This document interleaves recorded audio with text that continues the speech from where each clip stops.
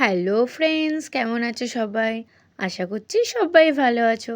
তৃষান মামি ডেলি ব্লগে সবাইকে স্বাগত জানিয়ে আজকে একটা নতুন ব্লগ শুরু করলাম। দেখো, কালকের মতো আজকেও আমি রেডি হয়ে বেরিয়ে পড়েছি। তো কোথায় যাচ্ছি তোমাদেরকে অবশ্যই জানাবো। সেটা জানতে হলে ভিডিওটা কন্টিনিউ দেখতে থাকো। আজকে আমি একা নই, আজকে আমার সঙ্গে কাকিমা আছে, মা আছে, একটা ভাই আছে। তো আমরা সবাই মিলে যাচ্ছি। আমরা কোথায় যাচ্ছি বলো তো?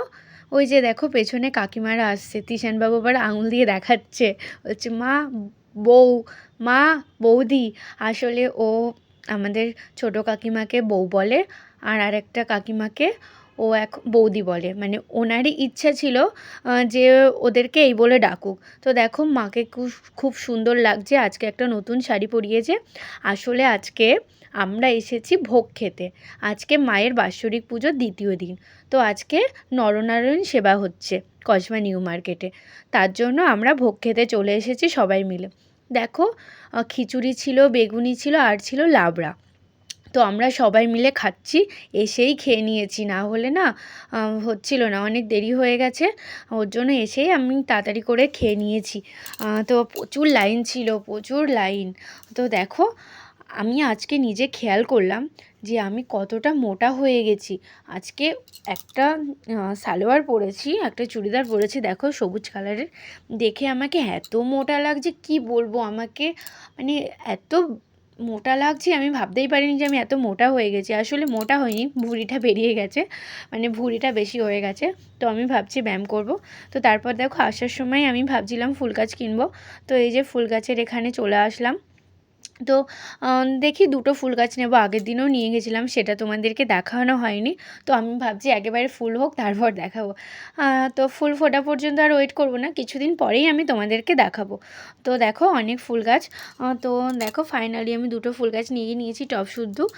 তো তারপর বাড়ি চলে আসছি। তো আর কী ফুল গাছ নিলাম তোমাদেরকে আমি সেটা নেক্সট ভিডিওতে জানাচ্ছি। তো দেখো তারপর হচ্ছে সন্ধ্যা হয়ে গেছে, বাবান ঘুম থেকে উঠেও পড়েছে। তারপর ও আমার সঙ্গে খেলা করছে। তো দেখো ওই ওয়েট মেশিনটা নিয়ে আসছে, টেনে টেনে নিয়ে এসে বলছে মা এখানে দাঁড়াও, এখানে দাঁড়াও। তো এখানে দাঁড়াচ্ছি আমি ভাবলাম অনেক দিন ওয়েট মাপা হয় না আমার। তো চেক করে নিই, দেখি কত হয়েছে। তারপর দেখি 56 হয়ে গেছি, 55 ছিলাম, সেখান থেকে 1 কিলো বেড়ে 56 হয়ে গেছি। কিন্তু আমি মানে কি বলবো, গায়ের দিক থেকে মোটা হইনি, আমি মোটা হয়েছি ভুঁড়িতে। আমার মানে এতটা ভুঁড়ি হয়ে যাচ্ছে। আসলে বেবি হওয়ার পর ভুঁড়িটা লুজ হয়ে যায় না, মানে চর্বি নেই কিন্তু লুজ লুজ হয়ে গেছে, কেমন একটা লাগছে। তো আমাকে ব্যায়াম করে ওয়েট লস করতেই হবে, মানে ভুঁড়িটা কমাতেই হবে, না হলে খুব বাজে লাগছে দেখতে। তো তারপর দেখো আমরা দুজনে খেলা করছি। আমরা রোজই কিছু না কিছু খেলা করি, ওকে ফোনটা কম দেওয়ার চেষ্টা করি, কিন্তু তবুও না ফোনটা নিয়ে নিচ্ছে। তো দেখো আমি এসে মেকআপও তুলিনি।